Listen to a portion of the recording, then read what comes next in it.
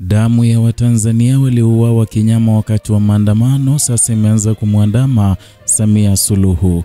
Ujambo na karibu kwa taarifa zetu za Kenyascope, na ikiwa ni mara yako ya kwanza hapa, tafadhali kumbuka kusubscribe. Katika wiki chache kabla ya uchaguzi, giza zito lilianza kutanda juu ya anga la Tanzania. Mitaani kulianza kusikika sauti za wasiwasi, watu wakipotea kimya kimya usiku, familia zikisubiri milangoni kwa matumaini ya kuona wapendwa wao wakirudi, lakini hawakurudi tena. Ndani ya nyumba, hewa ya hofu ilitanda na mijadala ya siri kaanza kusambaa kuhusu vijana waliotoweka, wanawake waliotekwa na wale waliodaiwa kuchukuliwa na usalama. Wale waliokuwa wakifuatilia matukio haya kwa karibu waliona jambo kubwa zaidi likiibuka. Hili halikuwa swala la uhalifu wa kawaida, bali ilikuwa mpangilio rasmi ulioratibiwa na ustadi wa kijeshi. Vyombo vya usalama vilionekana vikifanya kazi kwa ujasiri wa ajabu, kana kwamba vilikuwa na baraka kutoka mamlaka za juu kabisa. Lengo lilikuwa moja na la kikatili: kulinda utawala uliokuwa umekosa uhalali wa wananchi wake. Uoga ulikuwa umeenea serikalini, wananchi walikuwa wamechoka na maisha magumu, gharama za maisha zikipanda kila siku, ajira zikikosekana na matumaini ya vijana yakigeuka na kuyeyuka taratibu. Mfumuko wa bei ulioua ndoto za wengi, na sauti za upinzani zilikuwa zimezimwa. Wengine wamefungwa, wengine wamepotezwa. Hivyo basi uchaguzi ulikuwa unakuja haukuwa tena sherehe ya demokrasia, bali mtihani wa uhai wa kisiasa. Kwa hiyo serikali haikuwazia tena kuona imani ya wananchi, bali iliamua kutawala kwa hofu, na badala ya kutatua kero zilizowajaa wananchi iliamua kuzikandamiza kwa nguvu.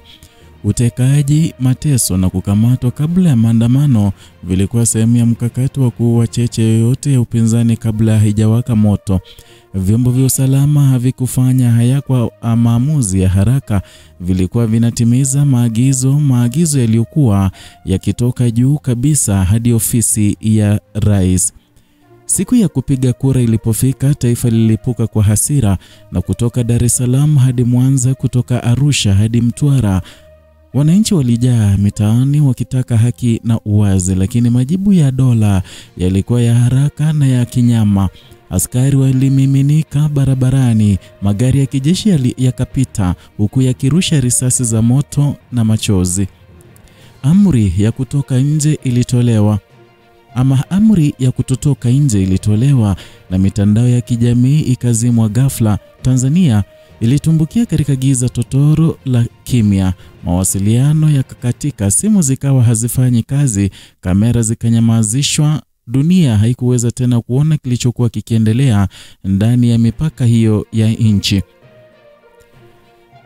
Na wakati huo wa giza kulisikika milio ya risasi na milio ya magari ya doria ikipita usiku kucha. Wale waliothubutu kurekodi au kupiga picha walichukuliwa, wengine hawakuonekana tena. Giza la mtandao lilikuwa blanketi ilofunika ushahidi wote wa ukatili uliokuwa ukifanyika. Baada ya siku chache, serikali ilianza kutuma ujumbe kupitia simu za wananchi, ikionya wasisambaze picha au taarifa zinazoweza kusababisha hofu. Ilikuwa ni hatua ya mwisho ya mpango wa kuficha ukweli. Serikali ile iliyoweza kuzima mtandao ndiyo iliyokuwa sasa inafunga midomo ya wananchi.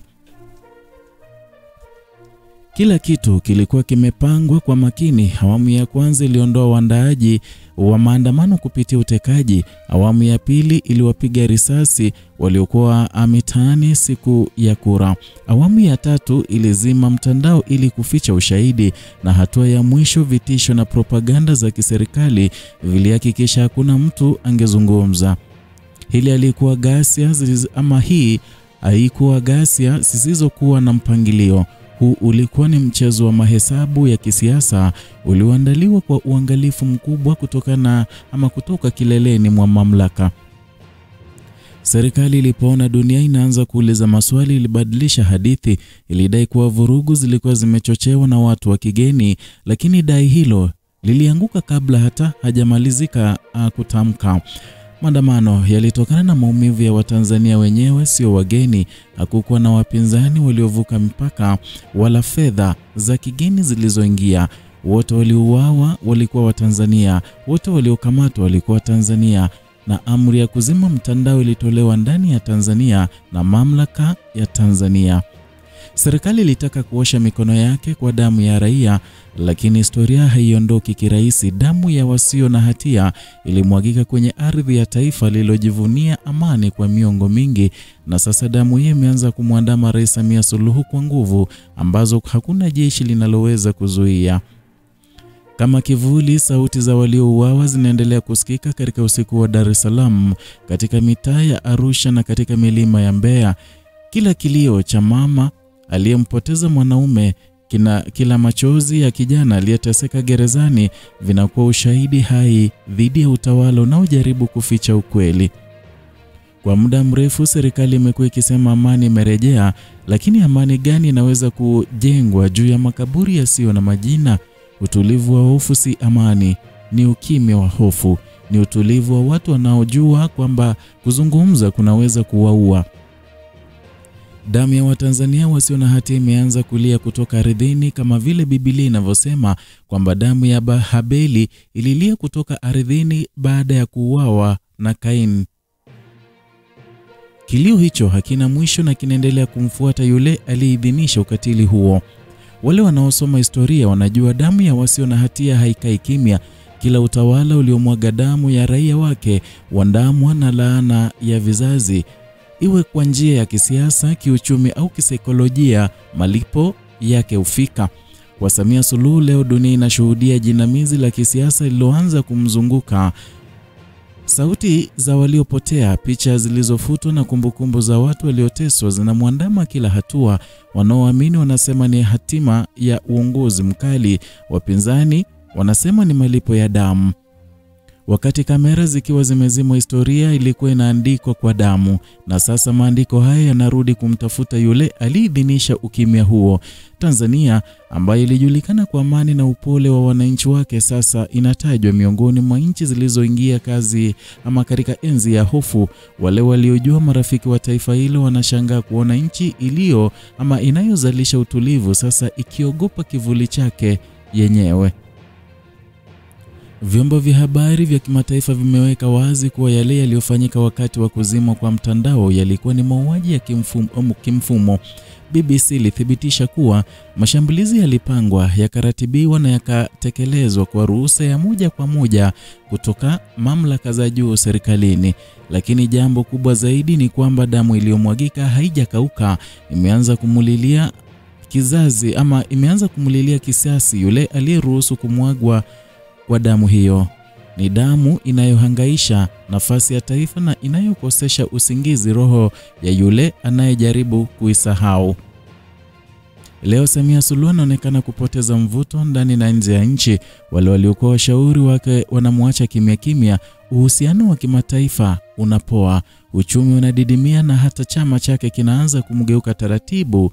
Ni kama taifa linaanza kulipia deni la damu. Kwa mujibu wa mafunzo ya Biblia, hakuna damu ya asiye na hatia inayomwagika bure. Mungu anasema katika kitabu cha Mwanzo 4:10 kwamba sauti ya damu ya ndugu yako inanililia kutoka ardhini. Maneno haya yanarudi kama kivuli cha kisiasa kwa Tanzania ya leo. Wanaoteseka ni wananchi wa kawaida, lakini mzigo wa hatia unabaki kwa kiongozi wa juu, na kila uamuzi wa ukandamizaji, kila amri ya kukamata, kila sauti iliyonyamazishwa sasa inakuwa mzigo wa kiroho unaomwandama Samia mwenyewe.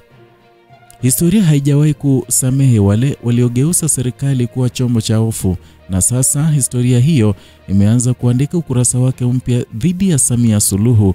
Watu wanajua ukimya wa leo si amani, ni sauti iliyofichwa ikisubiri siku ya kuzungumza kwa nguvu ya haki, na damu ya waliokufa inajua hilo. Tanzania inaendelea kuishi chini ya kivuli cha damu iliyomwagika. Hata kama magari ya doria hayapo tena mitaani, hofu haijaondoka. Kila kona ya nchi imebeba kumbukumbu ya uchungu uliopita, na dunia inaona taifa lililokuwa mfano wa amani likianza kugubikwa na laana ya uongozi wa damu. Kwa sasa ukweli mmoja unabaki wazi: damu ya Watanzania wasio na hatia imeanza kumwandama Samia Suluhu vibaya, na ijalishi muda utapita kiasi gani, damu hiyo haitakauka, haitasahulika na haitanyamaza. Hii ni Kenyascope, chaneli yako pendwa ambayo inakuletea simulizi za kisiasa haswa kutoka eneo la Afrika Mashariki. Hapa tunakuletea mambo jinsi yalivyo bila kuyapindisha. Kumbuka kusubscribe, kulike na kushare video hii ili tuweze kuwafikia wengi na wapate ujumbe huu.